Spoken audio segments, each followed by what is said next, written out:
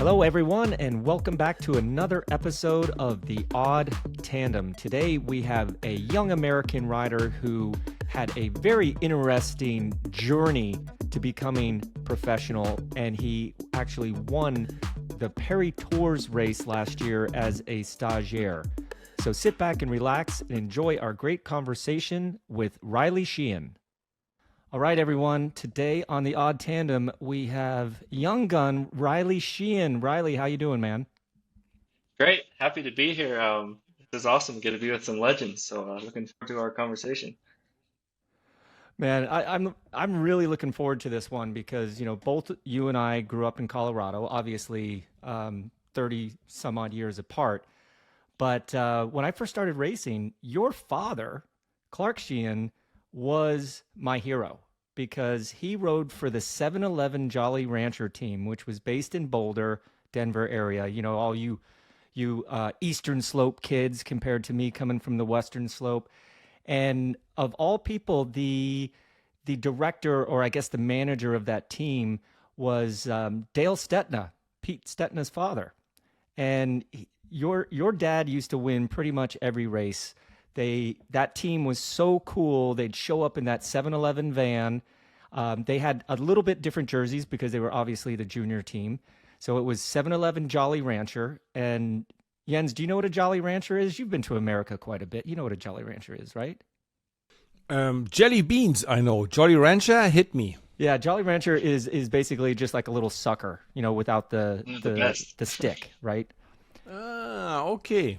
And when you come back to America, we'll have to get you a couple of these ones. But yeah, the lemon, apple, and grape were my favorite. But anyway, your dad and his teammates would show up, and it was like watching a movie, like the movie stars came out. So it's just kind of cool to be able to talk to you after these many years, knowing that I looked up to your dad the way that I do. Right on. Yeah, that's awesome. Gotta say, Jolly Ranchers were great too. I think he told me one time that he'd get like a box of them or something. I remember him telling me when I was a kid, and I was so jealous. I was like, oh, I want a whole box of Jolly Ranchers. Like, are you kidding me? Hey, O'Reilly, why don't we start with a little bit of a quick fire question session, okay? You pick one of them, okay? Ready? Okay, right. Yep. Climbing or descending? Descending. Roubaix or Flanders? Flanders. Power meter or riding on feel? Riding on field. Cavendish or Hushovd? Oh, I would have back in the day when I was younger, I would have said Cav, but I think Hushoff now. So Bunch sprint or breakaway win? breakaway. Breakaway. Nice, nice. Well, I obviously have followed you a long time because once the name Sheehan pops up, you're like, hey, is that Clark's son? And obviously it was. And, you and I share a very big honor. We are the only two riders ever to win the Tour de la B2B twice. Pretty cool, right? The Tour de la B2B, it just happened last week. I always seem to pay attention to that race as well. What were your experiences when you got to do Tour de la B2B and won both years that you were eligible to do it? Oh, it was. I think it's still some of my like highlights of my life, not just cycling. Great memories. I mean, it's a total experience of a race because it's finally like as a juniors, I was lucky enough to go over to Europe and do a bunch of the programs there. But it's like finally a bunch of the European guys can come up to the middle of nowhere in Canada, and it's not like home turf, but it's it's a little closer to home. And yeah, you're sleeping in a school on like classroom floors, and you're going to you're with all the other guys in the race, and you're all juniors, so everyone's kind of clueless. But yeah, you're going in a school bus to the stage, so it's like the best kind of summer camp, but it's pretty serious too. Experience ever. I mean, that race has honestly yeah, kind of started everything for me and has shaped my career so much. And yeah, it's such a crazy race, and it's so cool how long it's been around as well. I remember my dad telling me about that he'd done it before, and if you look at like all the previous winners and everything, I mean, it's incredible how many names from that race have all made it and gone so far in the sport. It's a pretty special race, and it's kind of cool. It happens to be in North America. I mean, it's not much like that anymore, and it's really cool that it's still around and all the juniors get that opportunity still. So it's a junior race. Why don't you tell me from Europe and our listeners, they don't know it. But tell us a little bit more about it. And also, Bobby, you won it twice. What years? 1935? What close. years did you win it? And also, where in Canada? Middle of nowhere. That's not really a precise description of the place. So let the viewers and me, let us be part of that experience. Yeah, when did you do it? I did it in 88 and 89, and it's in Quebec, Canada. Yeah, I absolutely remember seeing Michael Zanoli, Laurent Jalabert. They were like in the list of finishers on the podium before I got there. And then, it's a big race for American juniors. I mean, Taylor Phinney won it. TJ Eisenhart, who actually lives with me here in Greenville now, he won it. And then Brendan McNulty, Adrian Costa, and then Riley won it two times in a row, and then Michael Garrison. So it is kind of cool for me all those years to go back and see not only the kids from my generation that I recognize, but then kids like Riley and Brandon and Michael Garrison who are still racing now and doing well, especially yourself and Brandon McNulty over there in Europe. Yeah, it's crazy because yeah, I mean you can say like it's in Quebec, but it's out there. It's got Montreal here. It's a 7-hour drive north pretty much. So yeah, middle of nowhere, Quebec. So it's kind of special how you know uh, it's a Junior Nations Cup, so one of the biggest junior races in the world, and yeah, it's kind of special how that just like something out in the middle of nowhere literally comes together like that with all those names. It's kind of special. But it wasn't easy, right? So you win those two races, your two junior years, and then you ride for a Volo. Don't know. Tell us a little bit about the progression between, well, your journey. Let's call it a journey, and it hasn't been an easy one, right? Yeah, Tell us a fully. little bit about once you get out of the junior ranks, trying to cut your teeth in the under 23s, and then what actually led you to get a nice new contract with Israel Premier Tech. Yeah, it's been a not a straight line, that's for sure. Yeah, so had a great junior career.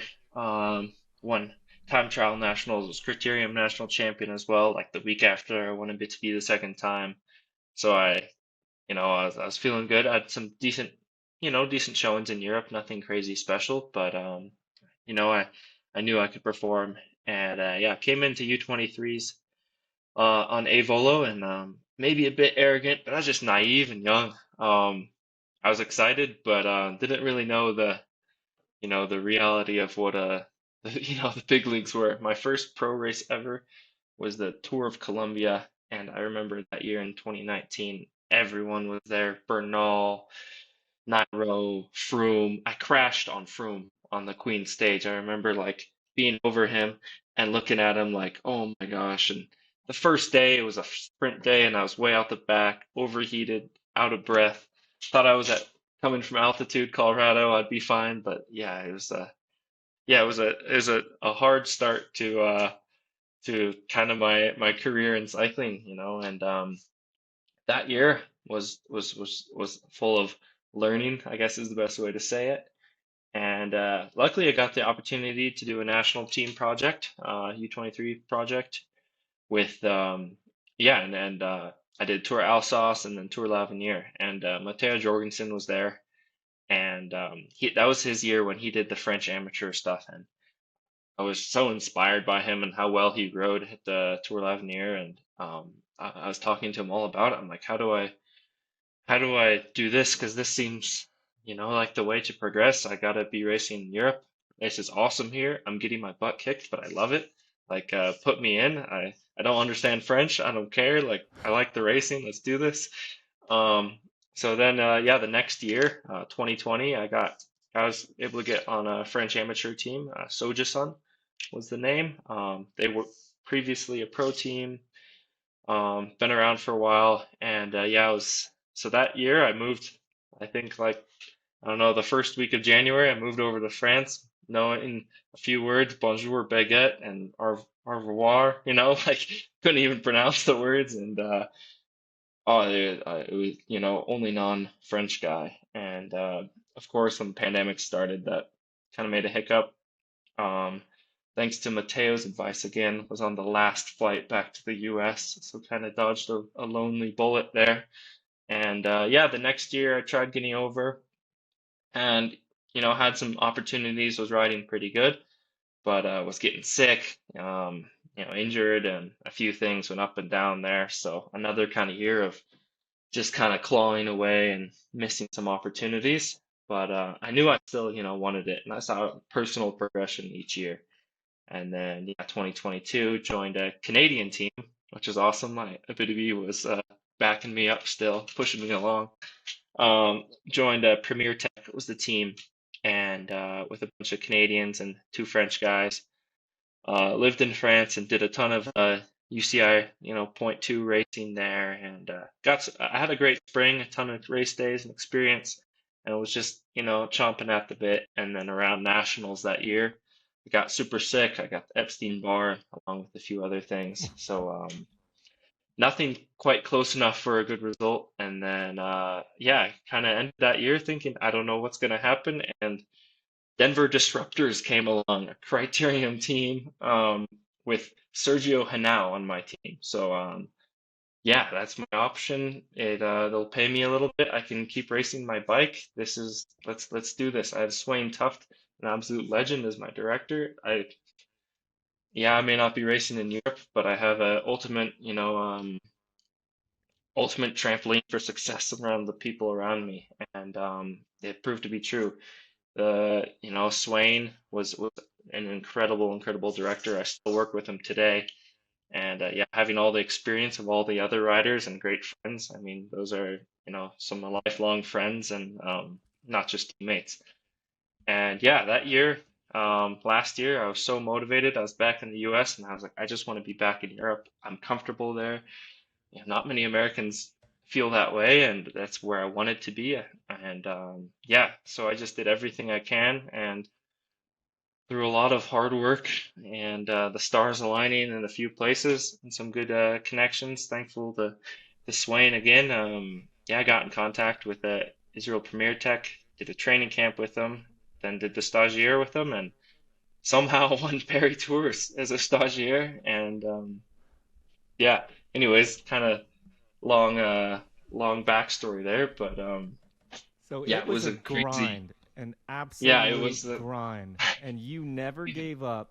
No matter what you had to do, you made it work. I love that story. It's Thanks. should a lot of the young kids out there should take note of not everything is an upward progression perfectly planned out. Things happen and you have to take it on the chin, right?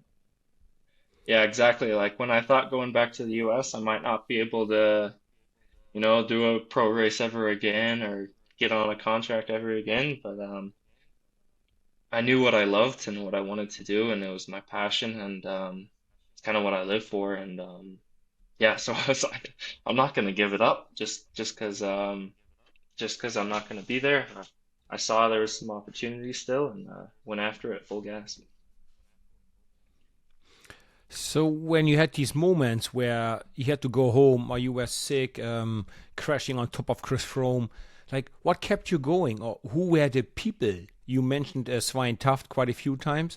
I actually raced with him, like strong as a horse. The man was like a really Yeah. solid, strong, good rider. Absolutely. Um, but who kept you going? Your mom, your dad, siblings, or whatever, friends in your surrounding social network. Because it is hard to leave Europe, go back, and then, oh, I gotta go back. It's next to no money to earn. I'm getting my head kicked in. So, what kept you going, and who kept you going? Yeah, it's been so many people. I think, especially last year, I got such a great circle of people. I mean, like I said, Swain Tuft was incredible. Reed McAlvin was super helpful with just getting me involved with the disruptors and giving me the opportunity. Yeah, my mom and my dad, my sister. My sister's like the ultimate, I don't know, a bigger cycling fan. Yeah, my mom and dad still believe in me and seeing the passion I had, and then yeah, my friends and teammates kind of buying into it for me too. Like some of my best friends and some all the teammates I had last year as well. They saw my passion and belief and really, really, helped me to succeed. Honestly, without them, it was amazing. And yeah, last year being on a team that was men's and women's, I remember Leah Kirchman, like before the Redlands Bicycle Classic. I remember talking to her and she just said, "You're riding super strong. You can get this," and just, the encouragement from my teammates and peers around me and people I looked up to. Yeah, all the disruptors, teammates, my mom, my dad, my sister, yeah, Swain. Yeah, honestly, yeah, it wasn't me by myself, that's for sure. It was a village for sure. So where do you call home in Europe right now? Where are you Um, based out of? well, where I pay rent and my residency is in Girona. But as the pro life is, it's kind of wherever my suitcase is kind of. But yeah, I feel like I'm gone there. I'm gone from there more than that I'm anywhere else. I think I've spent probably just as many days up here in Andorra doing altitude prep than I have in my apartment in Girona. But no, so Girona's home for now, which is great. The team has the service course there. Got a bunch of teammates. And yeah, it's a nice community for sure. Super cycling centered, and it's been a great, stepping stone just getting reintroduced back to Europe and back into Spain. I've only lived in France before, and it's nice to be kind of southern now. I've only been in northern France, and so I get to see the sunshine and wear shorts, which is a luxury for me. So I was always wondering about the folks living in Girona. I see it like the way I see it. You race yourself as hard as you can on a weekend, right? And then when you see a weakness in your opponent, you attack. You don't wait for him because he's not in your team, so you attack him, right? And then on Monday, you meet each other on a coffee shop, right? How's that going? Like, you fight with each other, like, to the end, because it's for the win. And then on Monday, go, hey, let's have a coffee together. Is that working? I don't think I would be made for that. To see the same people on Monday already. yeah, I was really scared about that because Girona is I mean, cycling's just a small world in itself. But Girona is a cycling town now and so small. Everyone knows what's going on. And I kind of purposely moved to the edge of town, so I'm kind of in my own little area. And I wouldn't say I'm a loner or anything, but I mostly just stick to my own stuff. So but for sure, you always see somebody, you race with like 2 days before or something, and there's nothing too crazy, thankfully. So it's everyone waves back, so it's all good. So you mentioned that you do a lot of altitude camps, and that's actually where you're coming to us from right now. You're up there in Andorra, and you say that you do them a lot. Why are riders doing so much training at altitude these days? It seems like you said, they spend more time at altitude camps or days at altitude than actually days of racing. What's the magic sauce up there that have so many people training at altitude now? Phew. I think the magic sauce, honestly, is a simple life. But I think that's honestly that's the deal more than I mean all the coaches and sports scientists will give you the okay, your red blood cells and you know all the capacities and X, Y, and Z, which I totally believe and totally stand behind. But yeah, having the structure of a simple life here. I'm up top of a mountain in a pretty much a ski hotel. There's a gas station across the street from me, but that's about it. So I eat, and I sleep, and I ride my bike, and I can keep it super simple. I don't have any other stresses going on or whatever. So I think honestly, it makes you, you if you can go up for a period of time, you don't have to live like this 24/7.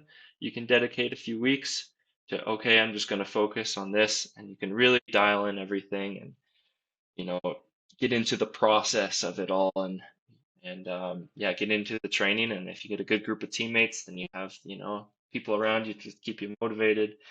And yeah, it's, you're there for a purpose.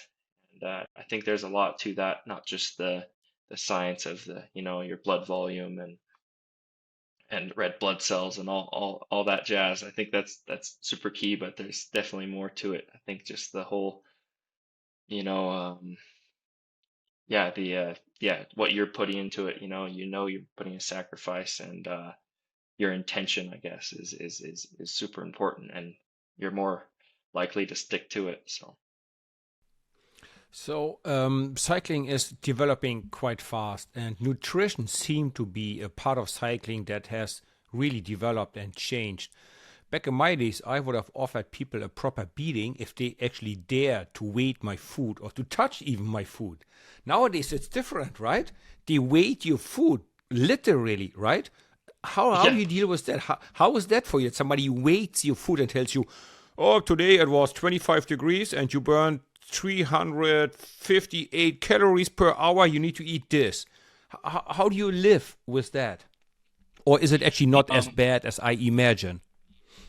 I was scared at first too. I was very hesitant, Good, good. but and very hesitant with my nutritionist. She works with the team, Vanessa. She's actually incredible. I actually enjoy it and look forward to working with her on this. And thankfully, I think it's better that I weigh my own food. I still can choose kind of what I eat, but she's educated me a bunch in what to eat and what not, and so I can more, I can, go around and eat, I gotta eat the right stuff, of course, but more eat. Okay, I want rice today instead of pasta or XYZ. I'm gonna put some ketchup on this instead of mustard. I don't know. But anyways, yeah. So thankfully I'm weighing out my own stuff, and so I get all the choice and everything. Sure, I have some boundaries, but and I was terrified about it. But the more I've bought into it, the better it's been actually, and especially when I'm training so hard and everything, and you work with somebody who's super educated and they know what they're doing. It honestly, it can only help you. And once you gain that trust, I guess, which is the hardest part, then it's great. So thankfully, I've never felt like I'm starving myself or any of that. So loving it so far, actually. Yeah. But I'm going to go back to something that you mentioned, that gas station across the street. You mentioned that for a reason because when things are tough and you need a little bit of morale boost, you're going over there and you're getting a little chocolate or a little Coke or something, aren't you? Because, Oh man, yeah. I don't know how many of these training camps that we would do, and we didn't do as many at altitude as you, but it was funny. Everyone was on regime. Everyone at the dinner table was trying to eat less and less and less. And then you'd see those guys like scooting out of the hotel and then going over to the McDonald's across the street or going to the gas station, woofing down like 5 Kit Kats and then coming back and saying how serious they were about their regime. I am blown away that you young kids can deal with this, but I love the way that you bought into it, and that's so important. Like you understand what you're doing and why you're doing it because somebody there is guiding you along the way. And listen, you're on a team with Chris Froome, Jakob Fuglsang, Rick Zabel, Michael Woods, now Derek G, and then you have great people like Sven and Steve freaking Bauer is like one of your Yeah. directors. I mean, how cool is that to learn from riders like that I just mentioned that have so much experience?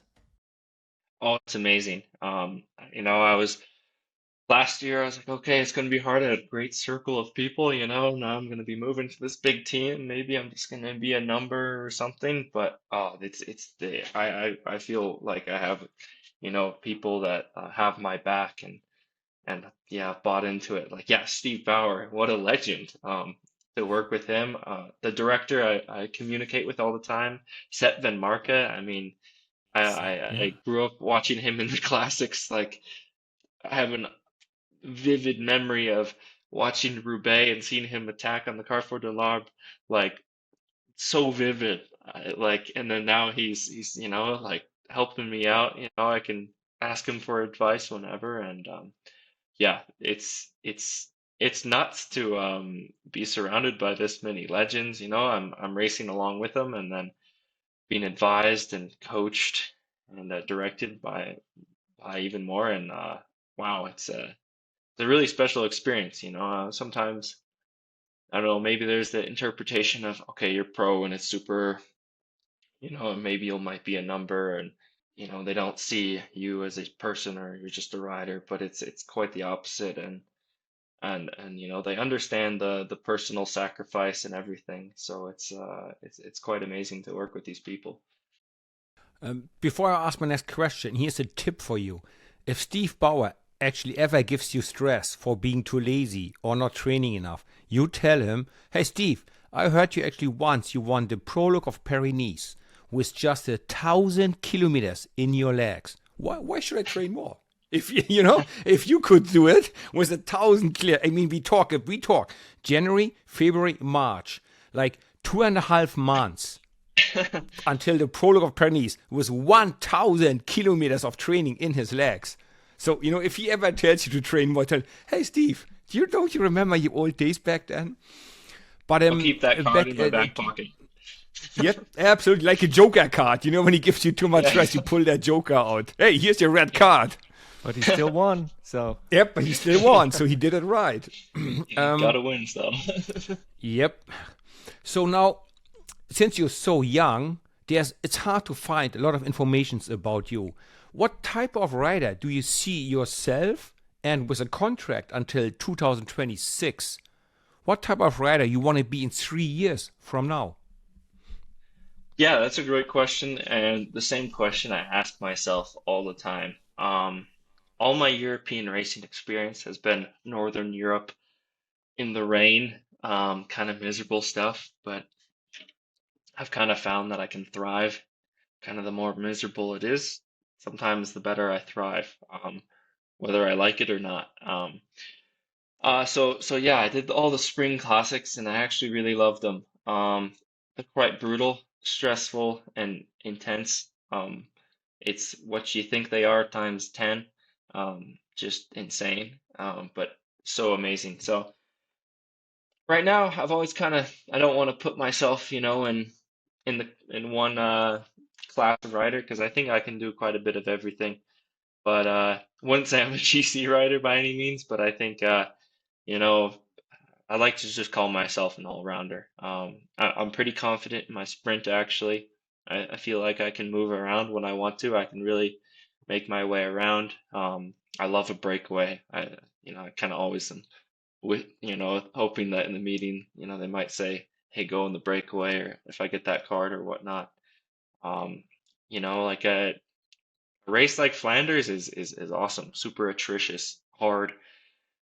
Yeah, that's I guess my style. So classics is kind of what I'm turning into, but I don't want to say that quite yet, because yeah, I got a lot of races, and I have 3-year contract right now, and plenty of more places and races to do. So still looking forward to kind of, I'd like to still be a multi-tool to be used in all sorts of different ways. So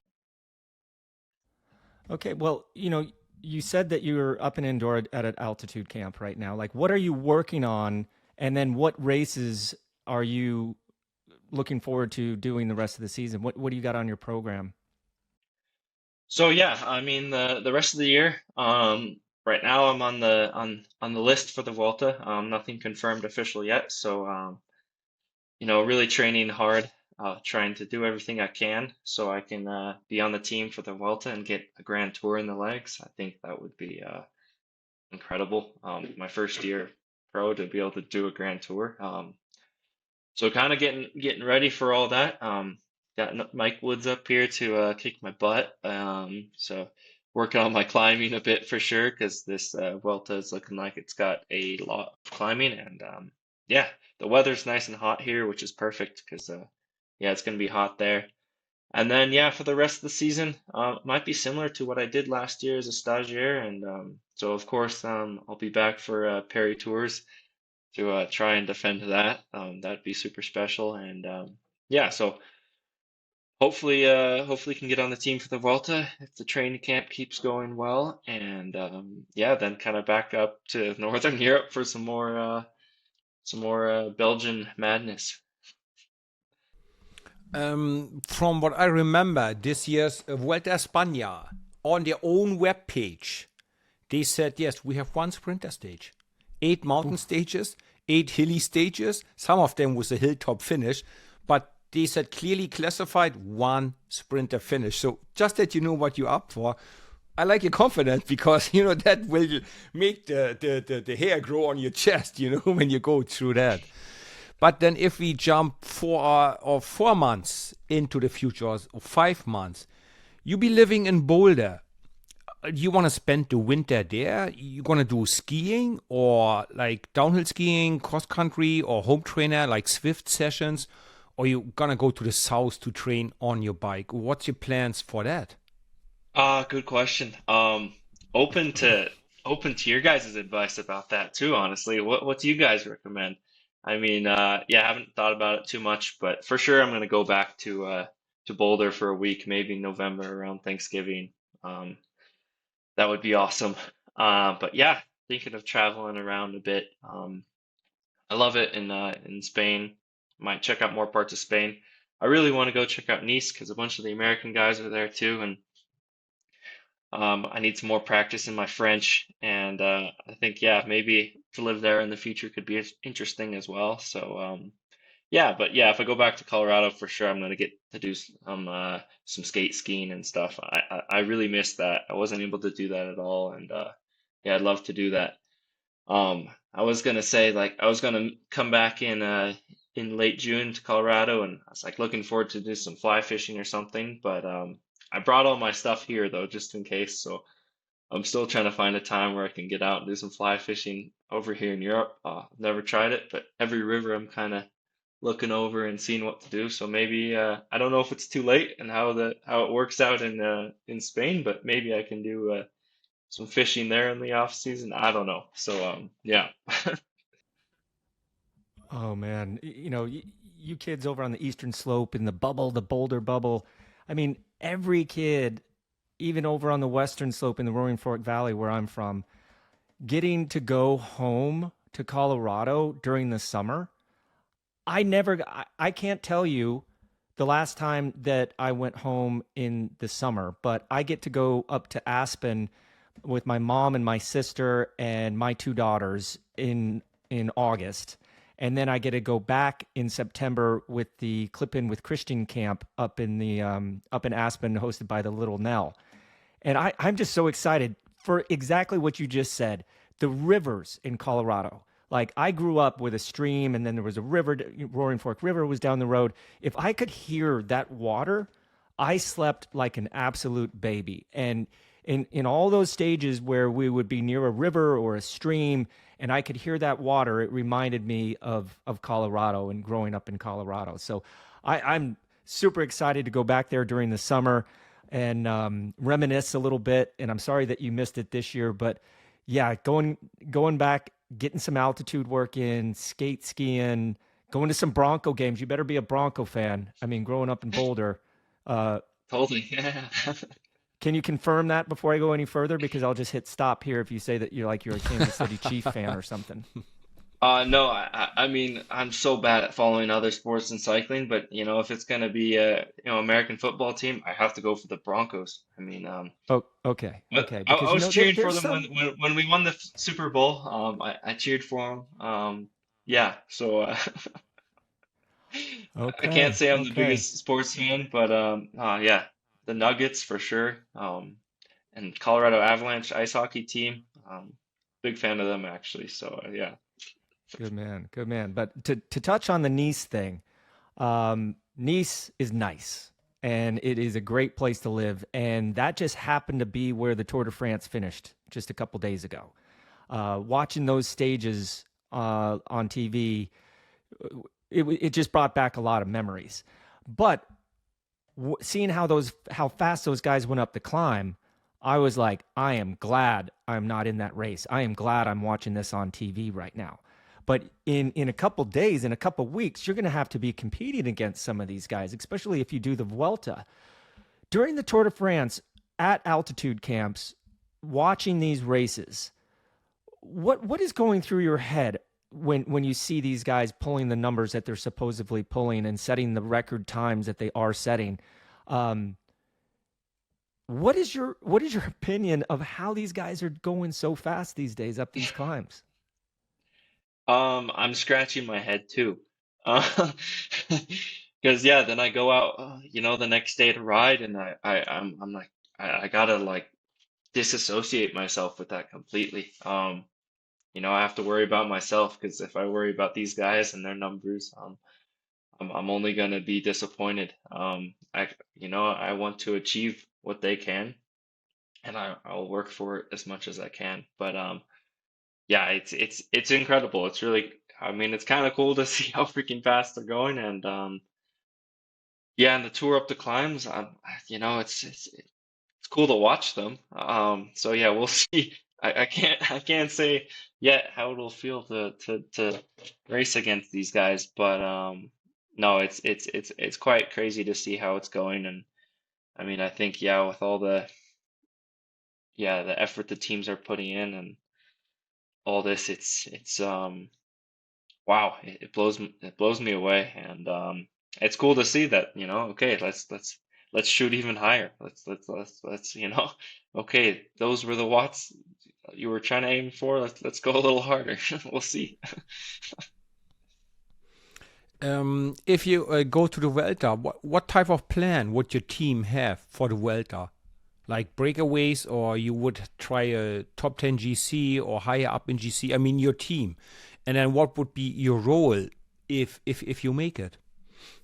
I think for the Vuelta for sure it'll be a lot more for stages. I'm not really sure who the list is and everything, but I think for sure we're gonna have a bunch of climber guys there. I'm up here training with Matthew Riccatello and Mike Woods, and yeah, they're on the list for it too. And those are two phenomenal climbers. So yeah, and there's a lot of climbing. Like you said, might be just one sprint stage. So for sure that, and then yeah, I think yeah, all the breakaway days and stuff. It looks like it might be the one Grand Tour of the year where there might be actually a few breakaway days where I don't know if Pogacar is not there. We'll see.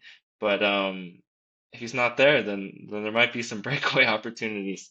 I have a list of all the stages and everything that look pretty good. That might be good for a breakaway or a sprint. And yeah, so we'll see. But I think yeah, breakaways and state going for stages is the main objective. Wait a second. You can't just show that to us and then put it. So you have actually already written down stages of the Vuelta and taken some notes on the stage of the Tour of Spain this year. We need a screenshot of that. I love That's top that. I love secret. that Yes, absolutely. because visualization is a big part of our sport and planning. A very good coach that we all know, at least the American kids, used to say, preparation prevents poor performance, right? So you're sitting there taking notes on the Vuelta.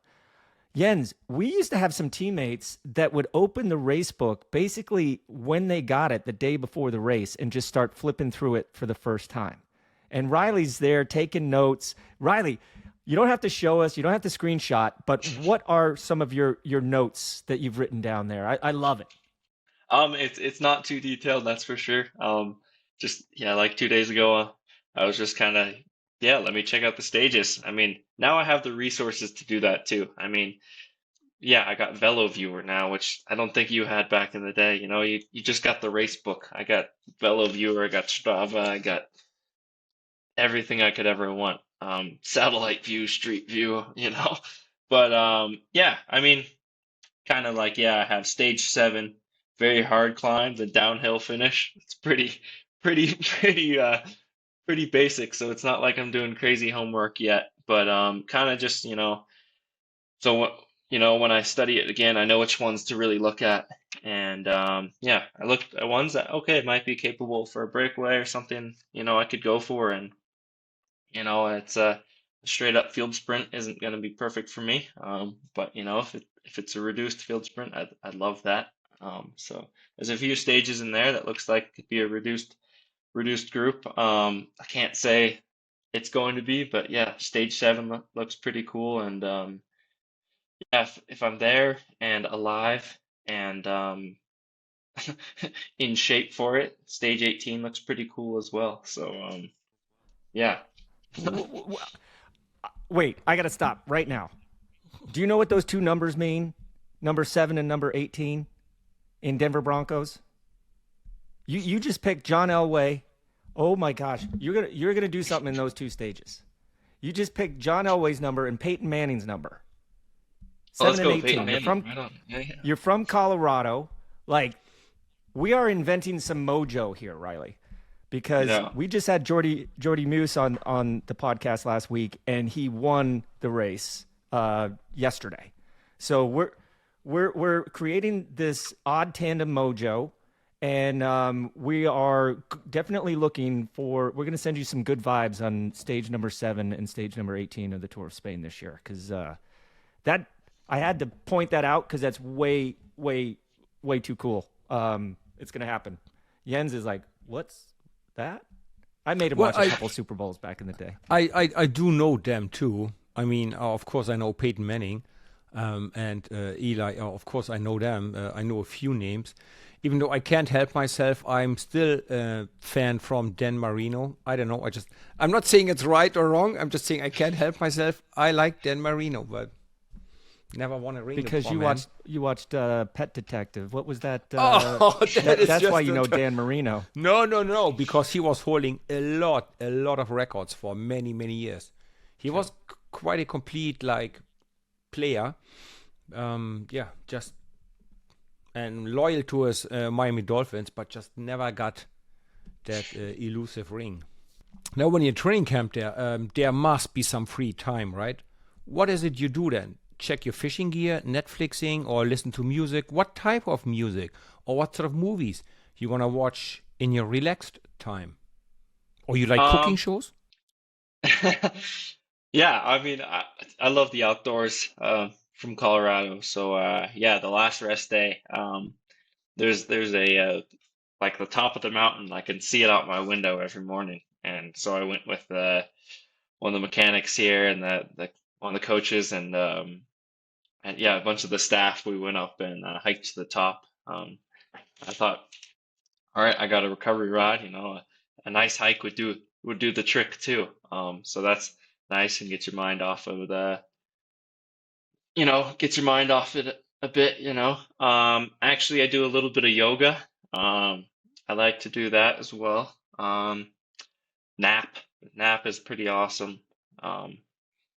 But yeah, I do some Netflixing for sure and whatnot. Been struggling to find something to watch. Usually something pretty casual though. Been slowly watching The Office. Yeah, pretty easy watch. Yeah, so nothing crazy special, but yeah, there's not a whole lot to do. But yeah, just like today, I went down with my teammate. We went down to the town and just got lunch there and walked around, bit of shopping, I guess, people watching. So nothing too crazy, but I like it that way. So at the beginning, you mentioned a little bit about being in France on Soyuz and the French team during the pandemic. It didn't really work out. It was tough. You didn't speak French. A lot of people didn't speak English, I assume. But now you're on a team surrounded by Anglophones and English speakers, and Matthew Riccatello you know, he's one of your teammates. You're up there training with him. How cool is that to take on this crazy European sport and find somebody, you know, not only from your country, but somebody that you like and you get along and train with? How big of a difference is that, being able to speak your native tongue compared to always having to struggle with that language barrier? Oh, it's incredible. It's you know, I have confidence in my speaking. Um, I've you know, my French got got almost conversational in 2022, but then kind of fell off, and trying to get it trying to get it back going again. But no, it's super cool. And as a junior, actually, I was teammates with Matthew, and so it's super cool to reconnect. And so we've known each other. Oh, I feel like I've known him since 2016, so quite a few years. And no, it's super cool. And I mean, I haven't actually raced with him yet this year, so I got to see him too much. So it's actually, I'm really appreciating the time I get to spend with him. And no, it's super cool.